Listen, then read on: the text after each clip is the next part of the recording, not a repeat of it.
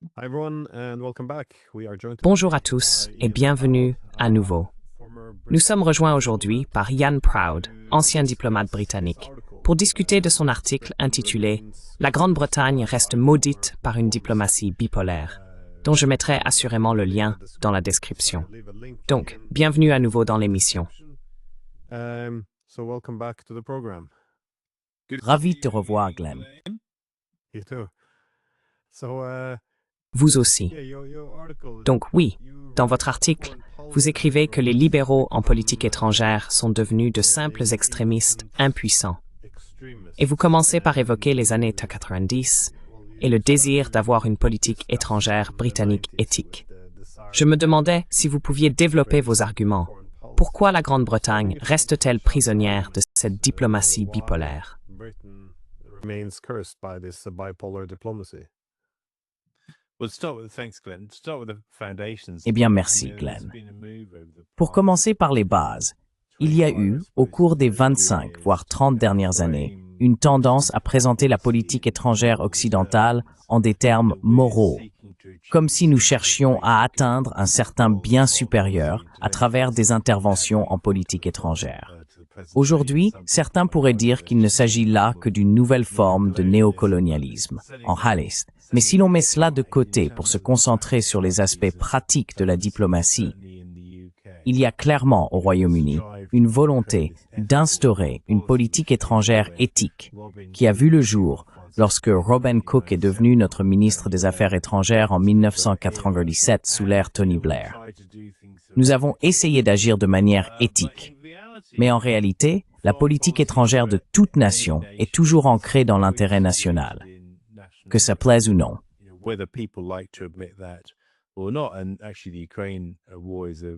En réalité, la guerre en Ukraine en est un exemple tout à fait classique. Le nationalisme a servi de garde-fou face aux formes plus extrêmes de politique étrangère guidées par la morale, qui auraient pu nous entraîner dans une guerre avec la Russie, ce qui n'aurait été dans l'intérêt de personne. Donc, que cela nous plaise ou non, le nationalisme nous retient d'adopter une politique étrangère purement morale, car les décideurs, le Premier ministre britannique, les Français, les Allemands, etc., doivent avant tout penser aux besoins de leur propre électorat, ce qui limite nos actions. C'est, je pense, une donnée inévitable.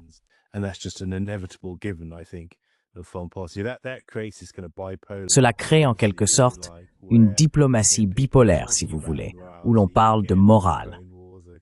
Encore une fois, la guerre en Ukraine en est un exemple classique. La guerre contre le terrorisme en est un autre, bien sûr, tout comme la longue et infructueuse intervention en Afghanistan, et ce genre de choses.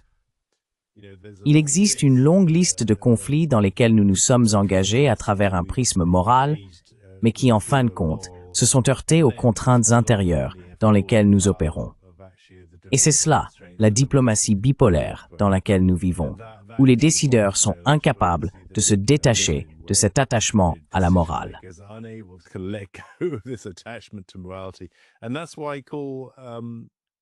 Et c'est pourquoi j'appelle, vous savez, les gens de la politique étrangère libérale, les nouveaux extrémistes, parce qu'ils se drapent dans ce genre de lexique et de posture morale, élitiste. Nous sommes tellement vertueux, et tout le reste. Mais en réalité, ce sont les personnes qui veulent mettre les intérêts du pays en premier qui sont en fait les plus modérés, ceux qu'ils qualifient de nationalistes.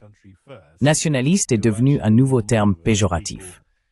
Nationaliste implique l'extrémisme. Libéralisme implique la modération. Eh bien, évidemment, je suggère que cette façon de décrire et de présenter les choses devrait être inversée.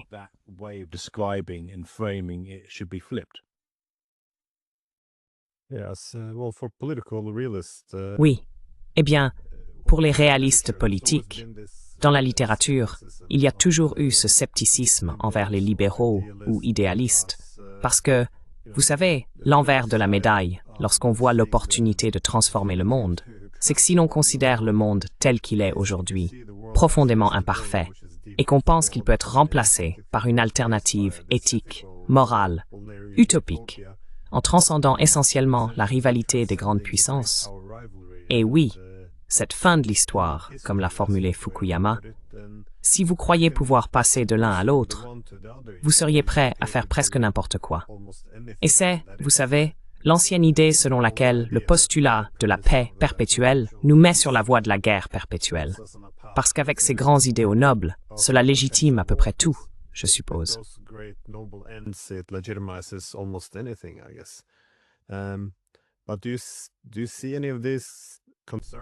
Mais voyez-vous aujourd'hui ces préoccupations soulevées en Grande-Bretagne? Parce que dans les années 1960, il y avait des personnes comme Raymond Aron qui avertissaient que l'idéaliste aggraverait les crimes du réaliste en ignorant essentiellement le monde tel qu'il est. Mais y a-t-il un changement aux États-Unis, pardon, au Royaume-Uni? Parce que, eh bien, cela dure depuis les années 90, mais à mesure que cela échoue, on pourrait supposer qu'il y aurait, à un moment donné, une réaction.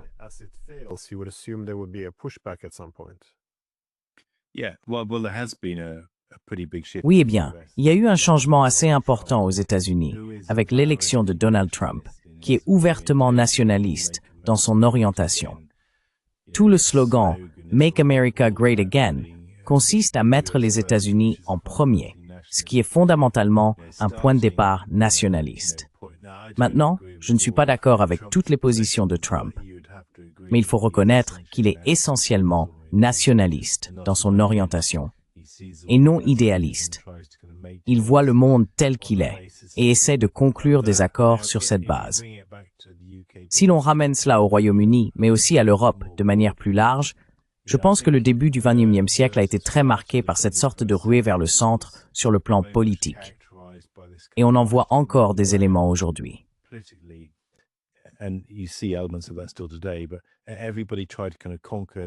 Mais tout le monde essayait en quelque sorte de conquérir le terrain du milieu, celui de la modération en politique intérieure. Ainsi, les gens étaient étiquetés comme centre-droit ou plutôt centre-gauche politiquement. Si vous étiez très à droite ou très à gauche, c'était mal vu. Il fallait absolument se situer quelque part au centre. La morale et l'éthique, si l'on veut, alimentaient cela. Ce que l'on constate aujourd'hui, c'est un résultat moins acceptable, comme les mouvements woke qui ont largement dominé le discours politique intérieur. Mais en réalité, plus récemment, si l'on avance jusqu'à aujourd'hui, nous avons traversé la crise financière mondiale de 2008-2009, une pandémie massive et plusieurs interventions militaires ratées. Cela, si l'on veut, a en quelque sorte alimenté le sentiment de marginalisation chez ceux qui se sentent exclus de cette conversation politique.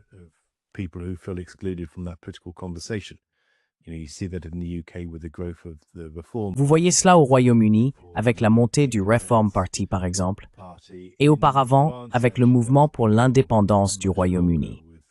En France, en réalité, cela dure depuis bien plus longtemps avec le parti de Marine Le Pen, évidemment dirigé auparavant par son père. Et maintenant en Allemagne avec l'AfD. Et on l'observe aussi en Europe centrale, peut-être pour des raisons politiques sous-jacentes différentes. À travers Fidesz, et des manœuvres ont eu lieu en Roumanie et ailleurs. Donc le nationalisme est en hausse. Mais ma question est la suivante. Est-ce nécessairement une mauvaise chose? Si c'est un type de nationalisme qui amène les pays, certes, à placer leurs intérêts nationaux fondamentaux en priorité, mais à chercher à vivre en coexistence pacifique avec d'autres États nationalistes, plutôt que de poursuivre, sous la bannière de l'idéalisme ou de la morale, des guerres perpétuelles, comme nous l'avons vu tout récemment, bien sûr, en Ukraine.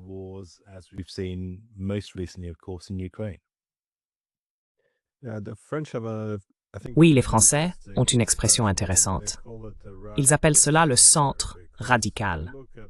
Si vous regardez l'extrême gauche ou l'extrême droite, ce sont eux qui prônent désormais la diplomatie et la fin des guerres.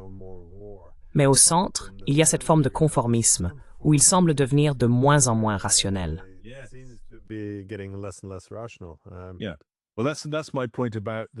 Eh bien, c'est justement ce que je veux dire en affirmant que les libéraux sont les nouveaux extrémistes. C'est essentiellement la même idée, non? Parce que ceux qu'on appelle les modérés, au centre, sont ceux qui veulent que la guerre continue. Et en réalité, les gens, y compris au sein de Reform, Je veux dire, Nigel Farage s'est fait un peu piéger quand il s'est exprimé sur la guerre en Ukraine, et il a été immédiatement attaqué par tous les médias traditionnels. C'est exactement ce que je veux dire. Ce centre radical, ces extrémistes libéraux, c'est précisément le point que je soulève. Non pas que je m'alignerais avec le parti de Marine Le Pen d'une quelconque manière, bien sûr.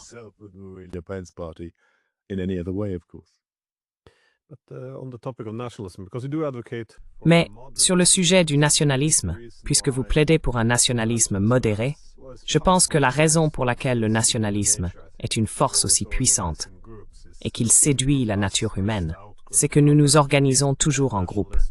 Il y a le groupe d'appartenance, nous, contre le groupe extérieur, les autres. Et le nationalisme prend généralement un visage très laid lorsque l'on commence à organiser les nations selon une hiérarchie.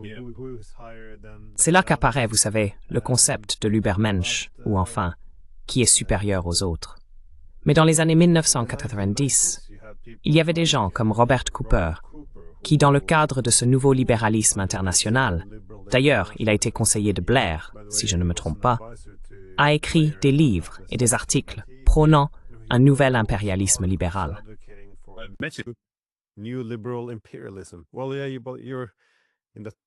Eh bien oui, vous faites partie des meilleurs diplomates en Grande-Bretagne, donc il est logique que vous restiez dans le milieu. Mais je peux comprendre qu'il y ait un véritable altruisme derrière cela, que beaucoup s'engagent avec de bonnes intentions. Mais toute son idée était que nous avons besoin de l'impérialisme libéral, parce qu'il permet aux idées plus civilisées de vaincre les idées plus barbares. Mais alors, intrinsèquement, on introduit une forme de nationalisme si l'on commence à classer les puissances en fonction de leur développement civilisationnel. Et comme il l'a écrit, « Nous sommes le jardin », a dit Cooper, « ils sont la jungle ». C'est notre tâche de les civiliser, et nous ne pouvons pas forcément jouer selon les mêmes règles que dans le jardin lorsque nous interagissons avec la jungle. Ce qui ressemble un peu à, oh, j'ai oublié son nom, Joseph Borrell de l'UM.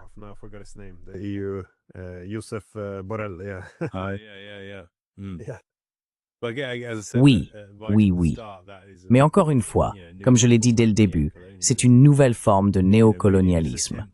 En réalité, cette tentative de convertir les soi-disant êtres inférieurs d'Europe de l'Est et de certaines parties de l'ex-Union soviétique à nos prétendues valeurs supérieures a été un échec spectaculaire et continuera de l'être. Et votre pays n'est pas le seul. La Russie, évidemment, résiste à cela. Elle a pris position. Mais si l'on regarde d'autres terrains de conflit, comme la Géorgie, par exemple, où nous avons eu la chance d'aller ensemble en juin de cette année, ils disent, eh bien, nous voulons simplement vivre selon nos valeurs de Géorgiens, en bonne compagnie avec les Européens et en bonne compagnie avec les Russes. Et qu'y a-t-il de mal à cela?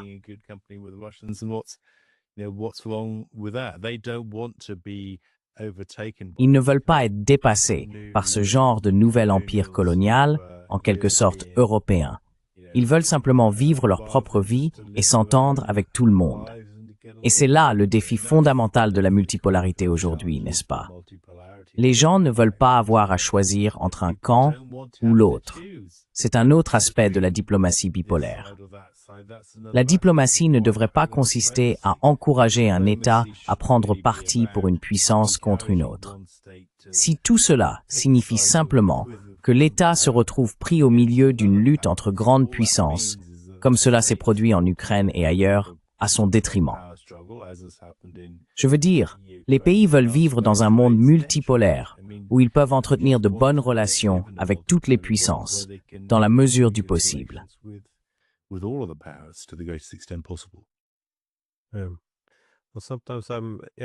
Eh bien, parfois je pense à Socrate parce qu'il a avancé cet argument selon lequel, vous savez, je suis un citoyen du monde, ce qui devient antinationaliste à notre époque, car cela suggère que, vous savez, le nous contre eux, les frontières, tout cela ne devrait pas avoir d'importance.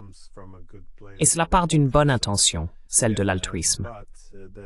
Mais ensuite, l'un des élèves de Socrate, Alexandre le Grand, a lui aussi utilisé l'idée d'être citoyen du monde pour contester l'idée que nous soyons différents d'eux. Donc ça devient aussi un slogan pour l'Empire lorsqu'on s'étend. Donc, je suppose que mon point est que cela peut partir d'intentions bienveillantes tout en se manifestant de manière très impérialiste, ce qui, je suppose, Yeah, I think that's absolutely right. And actually, Theresa Je May, pense que c'est tout à fait juste. said in Et en fait, Theresa May a dit, je crois que je l'ai mentionné dans mon article, que si l'on est citoyen du monde, on est citoyen de nulle part. Bien sûr, je ne suis pas d'accord avec cela, car je peux fondamentalement m'associer à l'idée que nous faisons tous partie d'une sorte de communauté mondiale. Nous devrions tous chercher à entretenir de bonnes relations les uns avec les autres. Chaque diplomate devrait avoir cette curiosité de mieux comprendre le pays dans lequel il ou elle travaille, d'apprendre la langue, de rencontrer les gens, et toutes ces bonnes choses.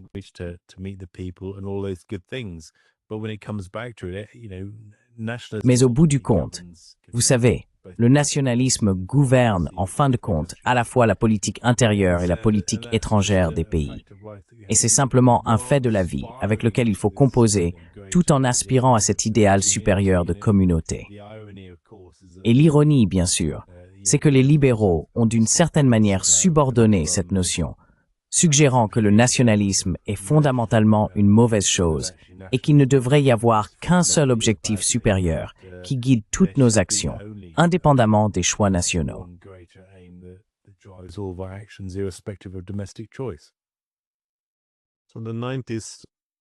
Donc, selon vous, les idées éthiques des années 90 concernant la société et les affaires internationales ont conduit à la fois à ces croisades morales et à un affaiblissement de la cohésion interne des États-nations eux-mêmes.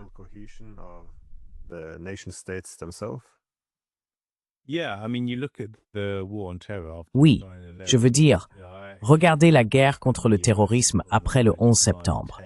J'ai en fait pris l'avion depuis les États-Unis la nuit du 10 septembre et j'ai atterri à Heathrow juste à temps pour aller au Foreign Office et commencer à travailler avec beaucoup de café pour gérer le décalage horaire. Et j'ai regardé les événements se dérouler à la télévision à New York. J'ai participé à l'examen des premiers renseignements après que cela se soit produit. Nous avons établi un lien avec l'Afghanistan. Il n'y avait absolument aucun lien avec l'Irak. Cela a ensuite été exagéré, mais c'est une leçon de prudence bien plus importante.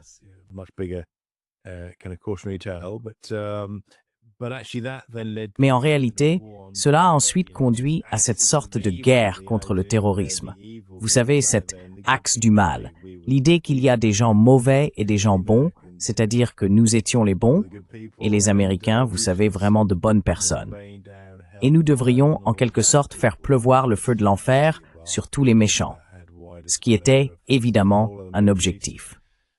Et cela a eu des effets considérables dans tout le Moyen-Orient pendant plus d'une décennie après ce moment-là, et bien sûr en Afghanistan jusqu'en 2021. Donc c'est pratiquement dès le début du XXIe siècle, cette indignation morale, à propos, il faut le dire, d'une attaque terroriste terrible et injustifiable, bien sûr, à New York et à Washington, a alimenté cette sorte de croisade guidée par la morale qui a causé la mort ou le déplacement de millions de personnes à travers le Moyen-Orient, avec des répercussions que l'on observe encore aujourd'hui. Et c'est un sujet dont le président Poutine a beaucoup parlé. Comment l'OTAN a fait un excellent travail pour semer le chaos dans le monde et qu'il n'allait pas laisser cela se produire dans son propre arrière-cour. Et il semble que c'est ce qu'il est déterminé à faire.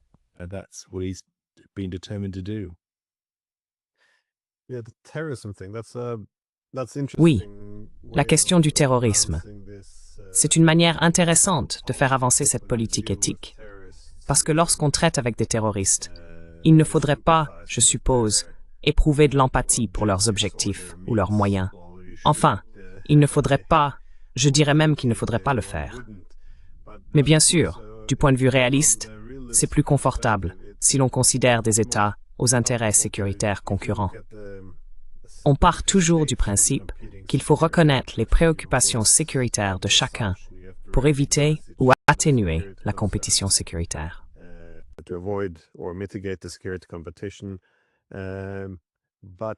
Mais lorsque vous voyez le monde à travers ce prisme moral, ou, pour reprendre les mots de Bush, il y a les gentils contre les méchants, ce qui semble également ancré dans notre façon de penser aujourd'hui, dans la conscience collective mondiale, alors vous finissez par ne plus pouvoir prendre en compte leurs préoccupations en matière de sécurité. Et chaque lutte devient simplement une question de vaincre les méchants. Qu'est-ce que ça fait à la diplomatie? Voyez-vous par exemple le conflit actuel, la guerre par procuration que nous menons contre les Russes, comme étant influencé par cette mentalité? Being influenced by this mentality? Well, it has been from the start of the Ukraine crisis. Eh bien, cela remonte au début de la crise ukrainienne, en 2014. En fait, même avant cela, lors de la préparation du sommet du partenariat oriental à Vilnius, vous savez, lorsque Yanukovych a célèbrement refusé de signer l'accord d'association. À partir de ce moment-là, la Russie a été en quelque sorte présentée comme le méchant, le fauteur de troubles, qui voulait soumettre l'Ukraine à ce modèle de régime post-soviétique. La Russie a été perçue comme le méchant depuis lors. Et cela a guidé toutes nos actions concernant la politique russe et ukrainienne depuis la fin de 2013 jusqu'à aujourd'hui. Cette idée que la Russie est mauvaise et que nous sommes les gentils a été absolument centrale dans ce que nous avons observé dans la guerre en Ukraine. Nous n'arrivons pas à dépasser notre indignation et notre conviction que les Russes sont les méchants, et à voir qu'en réalité, la Russie veut probablement exactement la même chose que nous, vivre en paix et en harmonie mutuelle.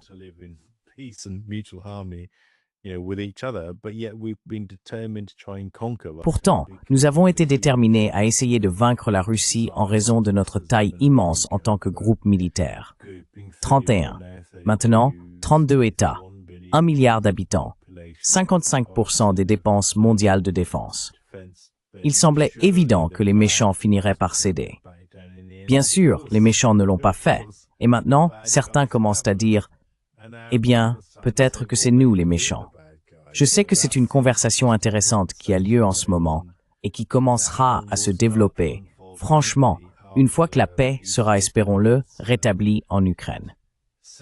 Vous savez, les citoyens européens vont commencer à se demander si en réalité ce ne sont pas leurs dirigeants qui sont les méchants. Et je pense que c'est le grand débat complexe qui s'annonce.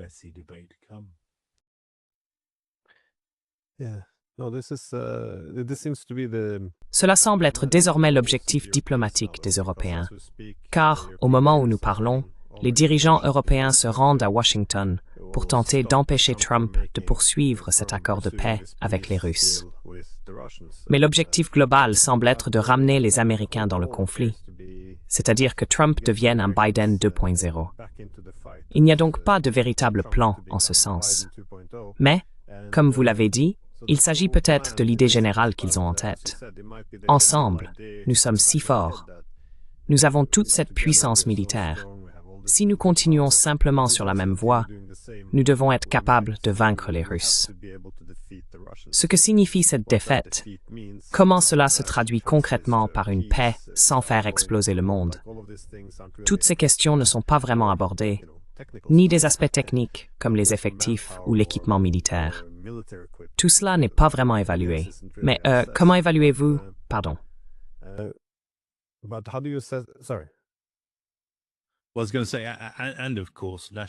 Eh bien, j'allais dire que, bien sûr, les choix nationaux ont freiné nos actions, car si nous l'avions voulu, nous aurions pu entrer en guerre contre la Russie en 2014.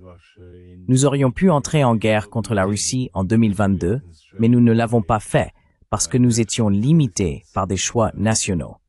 Faire cela aurait menacé nos propres intérêts nationaux, compte tenu du risque de guerre thermonucléaire.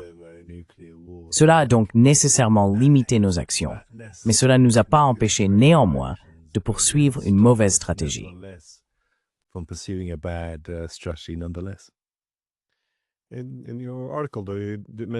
Dans votre article, cependant, vous avez mentionné l'agenda de politique étrangère féministe d'Annalena Baerbock, l'ancienne ministre des Affaires étrangères allemande.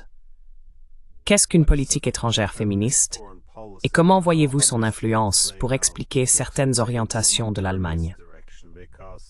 Car bien sûr, en tant que diplomate britannique, vous mettez en lumière les critiques britanniques, Mais cela n'est pas propre à la Grande-Bretagne. En fait, on pourrait même dire que l'Allemagne a été bien plus durement touchée par cette folie. Yeah. Well, I like to see myself Oui. as a feminist, Eh bien, je me considère comme féministe. J'ai une jeune fille qui veut grandir pour devenir une femme forte et indépendante et avoir accès à des emplois avec les mêmes opportunités que les hommes. Et à cet égard, je me considère vraiment comme féministe. Mais je pense que l'expression politique étrangère féministe est en termes pratiques absolument dénuée de sens. Cela ne veut vraiment rien dire.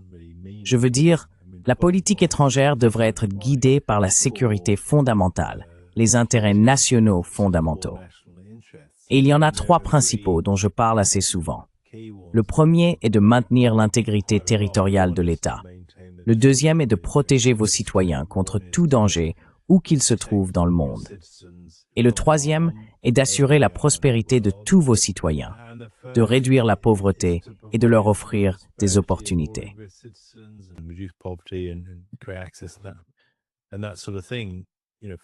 Et ce genre de choses, c'est en termes de la manière dont nous projetons nos relations avec d'autres pays.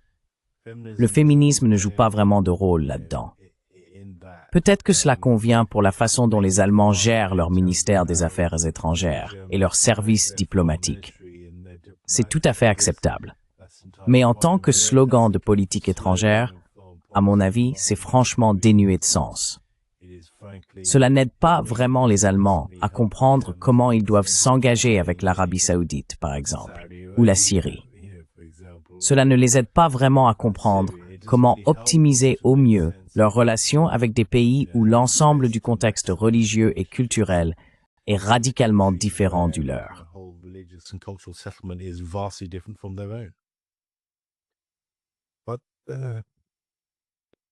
Mais, si vous voulez, si vous commencez à partir des années 90 pour observer l'évolution des politiques étrangères, ainsi que la manière dont cela se manifeste sur le plan national en termes de montée du nationalisme, et que vous arrivez jusqu'à aujourd'hui, considérez-vous alors America First comme la principale contre-réaction? Ou est-ce pour cette raison que les Européens sont si hostiles à l'idée de America First?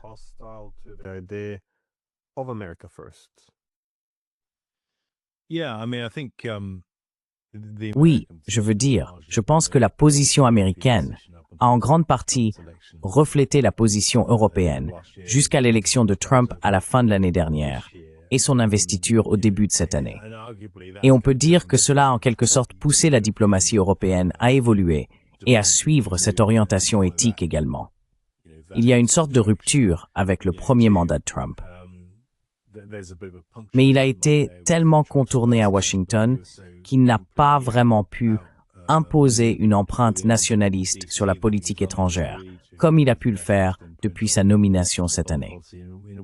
Donc je pense qu'en réalité, les Américains, les Européens et les Britanniques, en termes de politique étrangère dimensionnelle et éthique, ont été globalement alignés, honnêtement, depuis le début de la guerre contre le terrorisme. Et ce n'est que maintenant que cela s'arrête brutalement sous Trump également.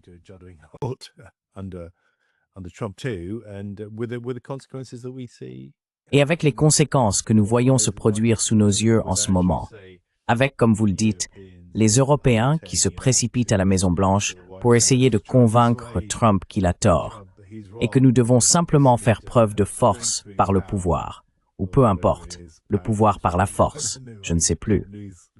Je perds sans cesse de vue ces slogans ukrainiens et européens, selon lesquels il suffirait d'imposer plus de sanctions à la Russie, qu'il faut simplement continuer à laisser Zelensky se battre. On peut presque prédire à quoi ressemblera la conversation à la Maison-Blanche aujourd'hui. Une sorte de schisme massif s'est ouvert entre les Européens et les États-Unis. Et je pense qu'en réalité, cela ne peut être qu'une bonne chose, car c'est une discussion que nous devions franchement avoir, au moins, oui, au moins depuis 14 ou 15 ans.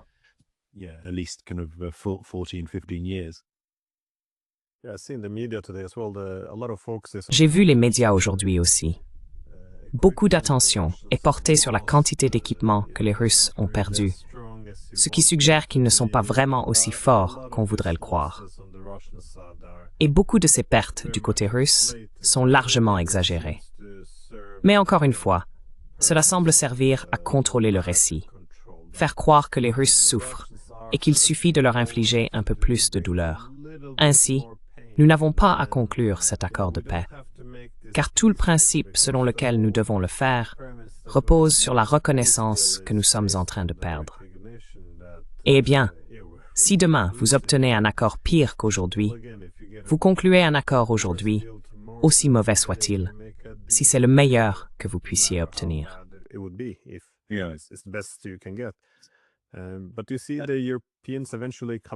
Mais vous voyez que les Européens finissent par revenir à leurs propres intérêts, car l'idée même est que si vous ne poursuivez pas les intérêts nationaux, vous finirez par vous épuiser.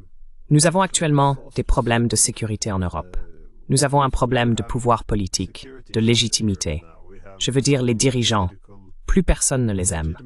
En Europe, Starmer, Macron, Scholz. Et il vient tout juste d'être élu. À un moment donné, il faudra que tout cela disparaisse. Vous pensez qu'ils finiront par être balayés, mais ils sont ensuite remplacés par quelqu'un d'à peu près identique. Alors, combien de temps cela peut-il durer? Ou pensez-vous que le système va d'une manière ou d'une autre se corriger lui-même?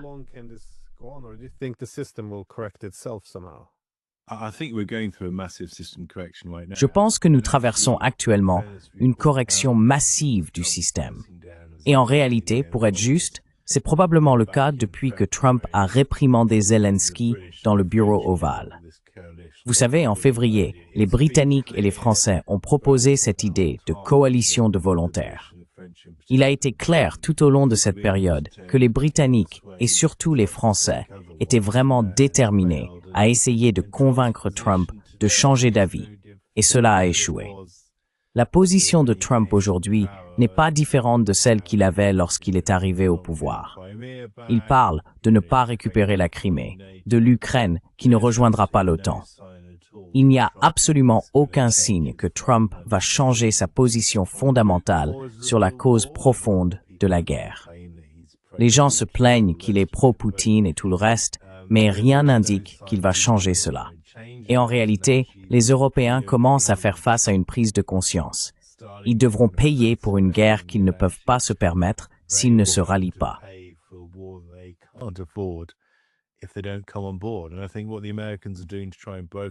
Et je pense que ce que font les Américains pour essayer de négocier une sorte de compromis autour des garanties de sécurité afin de retirer l'OTAN de la table est fondamentalement une chose utile.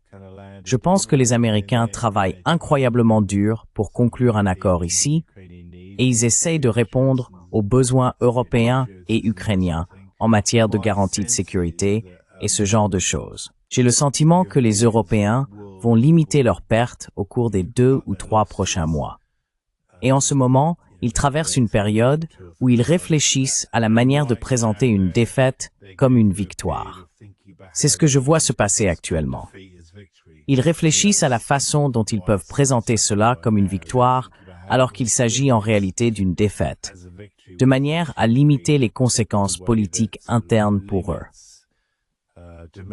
C'est un grand changement systémique qui est en train de se produire, et les dirigeants politiques européens travaillent d'arrache-pied à l'atténuation des risques.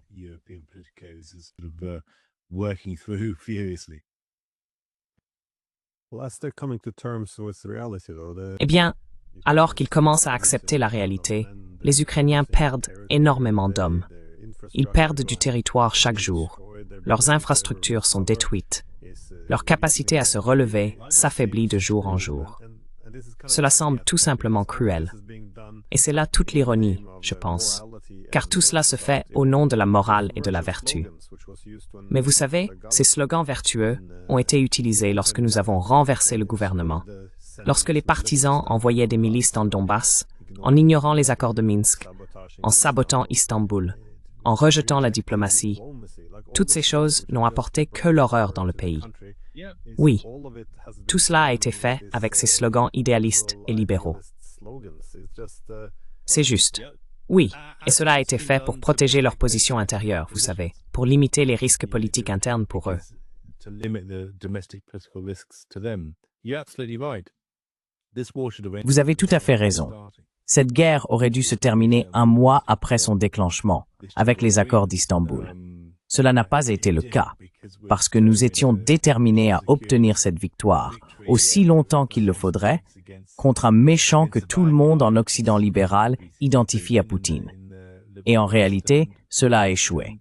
Mais les gens ont refusé d'admettre cet échec pour des raisons politiques très internes, parce qu'ils ne savent pas vraiment comment présenter cet échec à leur électorat. Et c'est la meilleure explication que je trouve à ce gaspillage total de vie humaine, de biens et de tout ce qui s'est passé au cours des 3 dernières années et demie.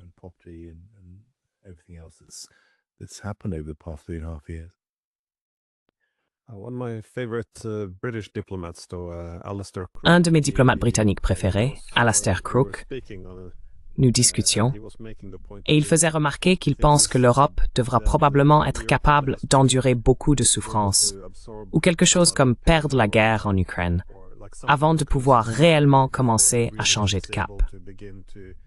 Parce qu'il semble que le contrôle du récit, le consensus autour de politiques désormais considérées comme morales et libérales, ce qui signifie que nous n'acceptons pas la dissidence, soit devenu si rigide qu'il faudrait une véritable crise, presque, pour sortir de cette impasse.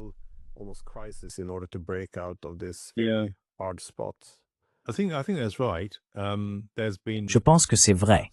Il y a eu un contrôle du récit absolument incroyable, n'est-ce pas, depuis le début de la guerre et même depuis le début de la crise en Ukraine. Vous savez, la Russie, ce sont les méchants et nous sommes les gentils et tout le reste. Je veux dire, ce qui s'est passé en fait et qui va probablement faciliter un changement pour les élites politiques des pays européens, c'est ceci. Dans toute histoire, dans tout conte de fées, il faut un héros. Et, vous savez, pour l'Occident, ça a été Zelensky dès le tout début. Et en réalité, ce n'est que récemment qu'il y a eu, même si les gouvernements occidentaux étaient au courant de cela.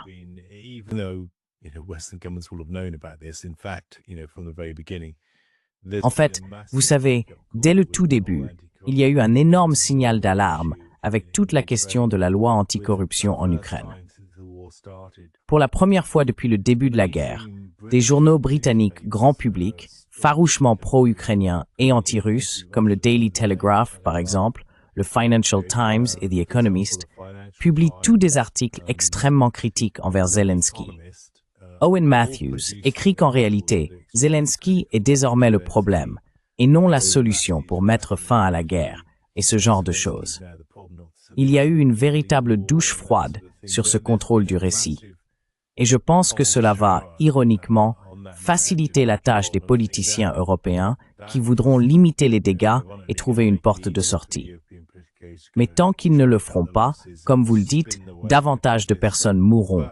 Et c'est la grande tragédie de cette guerre terrible.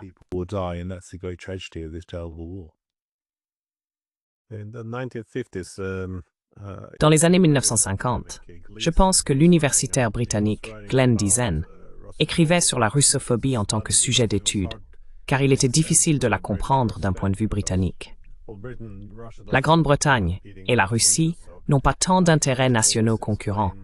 Alors comment expliquer cette hostilité extrême envers la Russie, qui conduit à des politiques qui sapent en réalité les intérêts britanniques?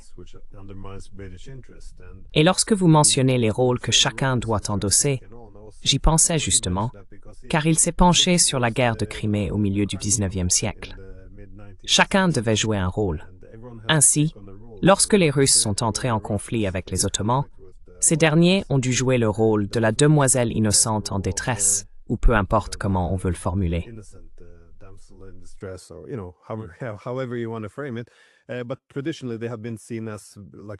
Mais traditionnellement, ils étaient considérés comme des agresseurs très brutaux envers les Grecs.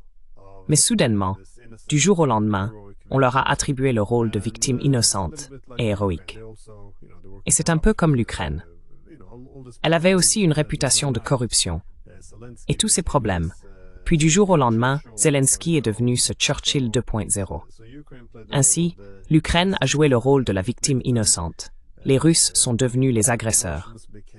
Et les Britanniques ont alors endossé le rôle du chevalier en armure étincelante, venu aider la pauvre victime. On retrouve ce schéma dans presque tous les conflits. Ces trois rôles doivent être attribués. Mais cela n'est pas une fatalité. But it does to be cracking. That helps with narrative control, right? Because if you can Cela maintain aide the à integrity contrôler le récit, n'est-ce pas? of those kind of Parce que si vous pouvez maintenir l'intégrité de ces rôles, la victime, l'agresseur, le sauveur, alors cela facilite en fait le contrôle du récit, cette cohérence totale à travers les médias britanniques. Et je pense en réalité les médias occidentaux grand public. Vous savez, ils l'utilisent. La Russie est l'agresseur, on l'entend tout le temps, l'Ukraine est la victime, et nous ne sommes vraiment intéressés qu'à aider l'Ukraine, à venir à son secours. Donc oui, mais ce que je veux dire, c'est que cela a été brisé. Yeah, I mean, but the point I'm making, I think, is that has been broken. And I think actually it's been broken by virtue of the Et le fait est que ce récit est en train d'être brisé, scandal. en partie à cause du scandale de corruption auquel Zelensky s'est un peu tiré une balle dans le pied, mais aussi en réalité avec la rencontre entre Trump et Poutine en Alaska. Parce que un des piliers essentiels pour maintenir l'idée qu'ils sont les méchants, que Poutine est l'agresseur dans cette tragédie shakespearienne que nous observons, c'est de ne pas parler à Poutine, d'isoler Poutine. Si on parle à Poutine, c'est une victoire pour les méchants, donc il ne faut pas parler à Poutine. Eh bien, c'est un autre pilier qui s'effondre avec Trump, déroulant le tapis rouge à Poutine et s'entendant bien avec lui offrant une place dans la Beast, vous voyez, en contraste frappant avec sa rencontre avec Zelensky en février. In stark contrast to his meeting with Zelensky in February. So that pillar has been damaged as well. Donc ce pilier a également été fragilisé par Trump qui dit « Eh bien, en fait, c'est juste un gars ordinaire et c'est un chef d'État. » Et en tant que chef d'État, vous savez, si on veut résoudre des conflits, il faut se parler. Donc cela aussi a été ébranlé. Et en fait, le troisième, vous savez, cette sorte de récit du sauveur, je pourrais écrire un article là-dessus après avoir parlé avec vous, Glenn. C'est vraiment une bonne idée d'article pour moi sur le thème du sauveur. Eh bien, ça non plus, ça ne fonctionne pas vraiment, parce que nous ne sommes pas venus au secours de l'Ukraine. Nous n'avons jamais envoyé de troupes pour les aider. Nous n'avons pas d'argent pour les soutenir à long terme. Et il n'y a aucune capacité militaire crédible que nous soyons prêts à déployer sur le terrain, de toute façon, parce que nos armées sont trop petites. Donc, tout le récit autour de cela commence à s'effondrer. Storyline of this is starting to break down. Et lorsque le chef du renseignement allemand a déclaré qu'il fallait poursuivre cette guerre pendant au moins 5 années supplémentaires afin de nous préparer à un futur conflit avec la Russie, la candidate présidentielle pro-occidentale, Yulia Tymoshenko, est alors intervenue en disant que nos pires craintes venaient d'être confirmées. Nous sommes utilisés par les Européens comme chair à canon. Cela a donc récemment mis à mal l'idée selon laquelle nous serions engagés dans ce conflit pour un objectif altruiste, que nous nous soucions vraiment des Ukrainiens. C'est, vous savez, la raison pour laquelle nous nous battons jusqu'au dernier Ukrainien. Cette idée a donc été ébranlée. Et j'imagine aussi que oui, une fois que Trump commence à parler de l'OTAN ou de l'absence d'OTAN, cela revient aussi implicitement à reconnaître que, vous savez, ce n'était pas nécessairement non provoqué. Cela ne veut pas dire que c'est légitime ou conforme au droit international, mais au moins ce n'était pas non provoqué.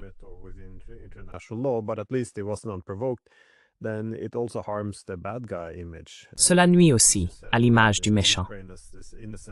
Et comme vous l'avez dit, les Ukrainiens, cet acteur innocent avec Zelensky dans le rôle du héros à la Churchill, tout cela semble s'effondrer très rapidement. Donc oui, ma dernière question porte simplement sur les attentes que vous avez maintenant. Parce que, eh bien, nous sommes lundi 18, et pendant que nous parlons, les Européens se rendent à Washington. Trump vient d'avoir une réunion avec Poutine, et il va maintenant rencontrer Zelensky. Zelensky vient avec du renfort, c'est-à-dire essentiellement tous les dirigeants européens qui, eh bien, ce sont les principaux dirigeants européens, mais aucun d'eux n'a vraiment un taux d'approbation décent. Mais malgré tout, ils viennent tous pour apporter leur soutien. Comment voyez-vous la suite des événements dans ce contexte plus large de diplomatie bipolaire? Context of a bipolar diplomacy. Nobody's really explained why Alexander Stubbs going. Personne n'a vraiment expliqué pourquoi Alexander Stubbs s'en va quelque part. C'est une autre question. Il y a deux possibilités. Soit les Européens vont se dire qu'il faut s'aligner là-dessus et que des garanties de sécurité légitimes pour l'Ukraine dans un règlement d'après-guerre sont le mieux que l'on puisse obtenir des Américains. Zelensky devra simplement s'y faire. Soit ils ne vont pas s'aligner et ils diront « Eh bien, tant pis pour toi, Trump, on va continuer quand même ». Sikorski, Radek Sikorski, dit qu'on peut simplement continuer à donner de l'argent aux Ukrainiens pour qu'ils se battent, même si les Américains se retirent en quelque sorte. Donc, il y a deux options. J'espère que ce sera la première, que les gens reconnaîtront qu'il faut limiter les pertes et accepter les garanties de sécurité américaines pour un règlement d'après-guerre.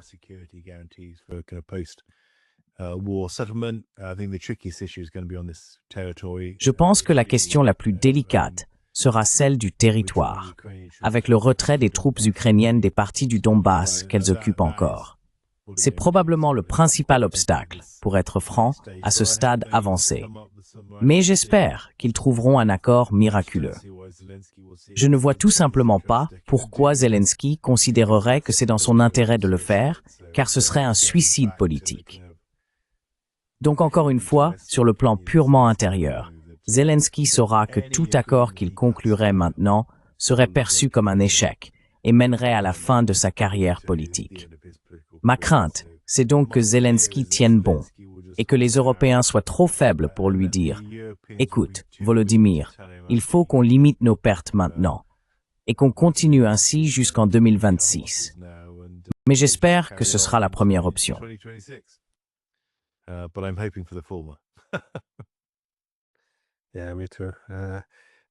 Oui, moi aussi. En tout cas, merci beaucoup de m'avoir permis de profiter de votre expertise.